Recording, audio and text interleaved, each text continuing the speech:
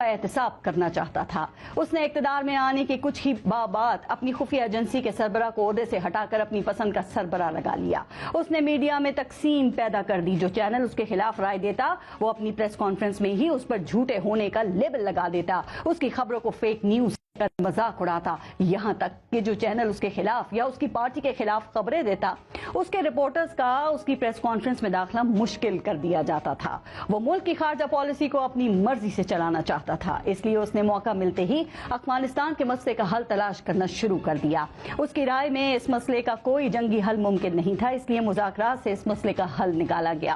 اقتدار کے 2 سال بعد ہی اس کی مقبولیت میں کمی آنا شروع ہو گئی، اس لیے اگلی باری لینے کے لیے جو منصوبے بنائے گئے وہ سب دھرے کے دھرے رہ گئے۔ جب اس کو جمہوری طریقے سے اقتدار سے نکالا گیا تو اس کے حامیوں نے اس کو ماننے سے انکار کرتے ہوئے پرتشدد احتجاج کیا۔ ملک کی تاریخ میں ایسا احتجاج پہلی مرتبہ دیکھنے میں آیا۔